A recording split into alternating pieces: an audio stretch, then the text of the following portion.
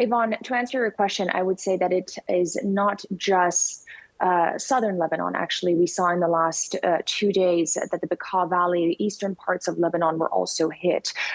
These are areas that are homes to hundreds of thousands of civilians. I spent many years in and out of Lebanon, starting in 2014, especially in the Bekaa Valley, and so people are fleeing not just the south, but that region. In fact, you mentioned my charity organization, Art of Hope, one of our standing friends and partners who for years spend his time and efforts supporting the many Syrian refugees who have fled into the Bekaa Valley and other parts of Lebanon.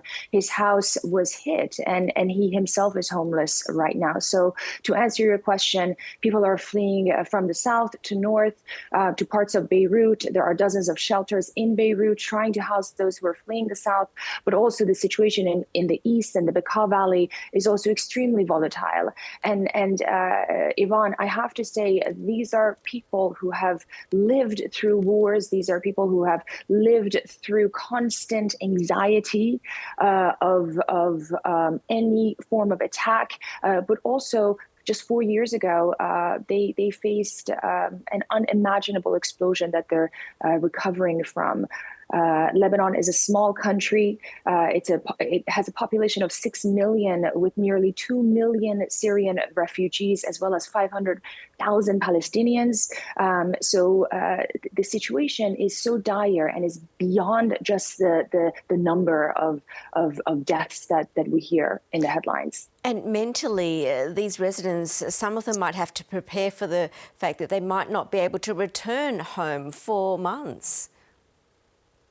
Absolutely. I think, Yvonne, mental health is something that I've covered very closely when the war broke in Syria. And Art of Hope's focus has always been to support psychological and mental health support and trauma relief aid. And for years, we spent doing that precisely for the many Syrian refugees who have fled to neighboring Lebanon. And right now, actually speaking to Yasser yesterday, the gentleman and the partner that I mentioned who lost his home, earlier in the day, he said, I asked him, I said, how are you doing? How are your girls? He has 2 small girls. And he said, the girls are okay. It was the first day of school. They were not able to attend, but they don't show their anxiety and they feel safe when I come home. And then in the evening, he sent me footages of his home being destroyed and nothing left there for him and his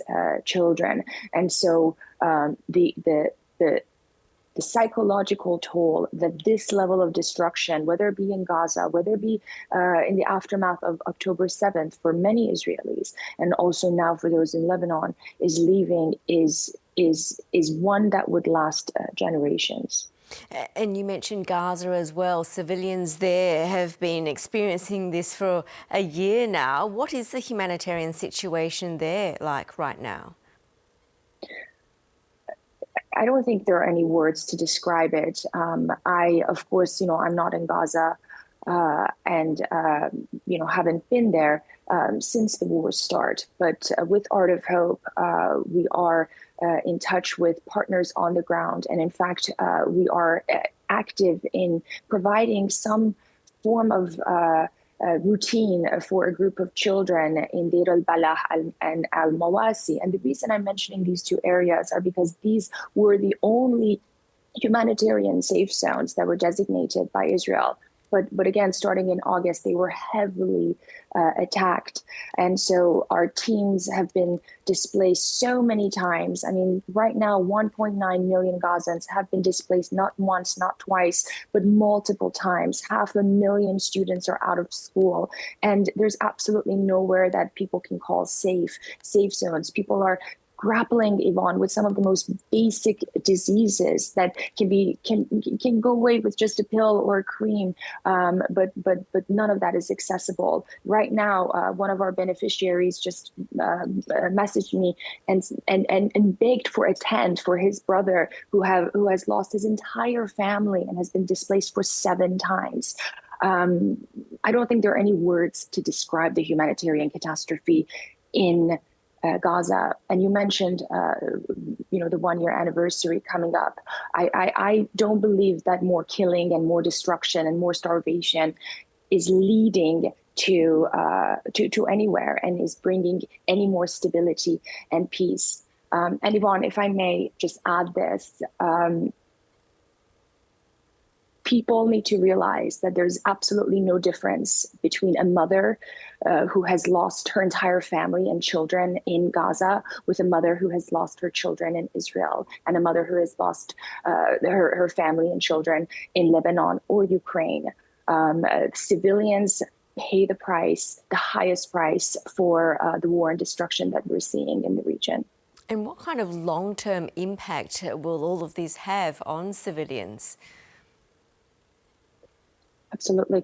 I want to share a stat by UNICEF from 2020 that said even before this war in Gaza, nearly 53% of Gazan children face some level of anxiety and PTSD. And right now, mental health experts are no longer calling the anxiety and psychological distress of Gazans as PTSD. They're calling it chronic traumatic stress disorder, meaning that this is going to last generations. This is happening, and people are being re-traumatized, and you're dealing with a generation that has again lived in constant fear. And so these are invisible wounds that would last for years.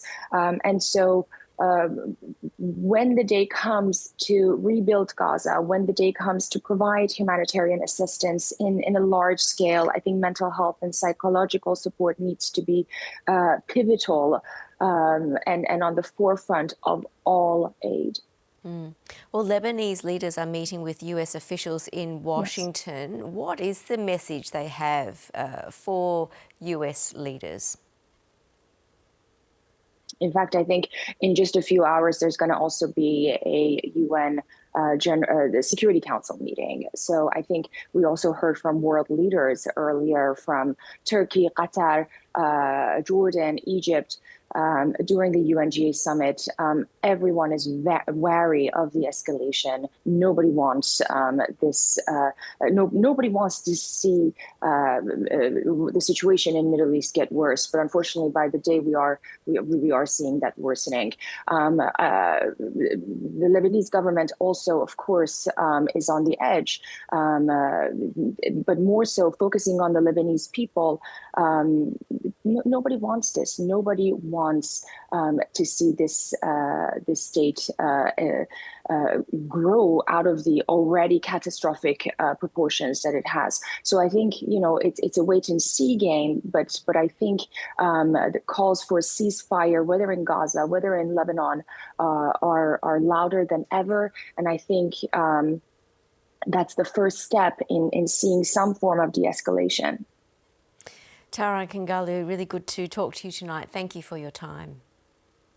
Thank you.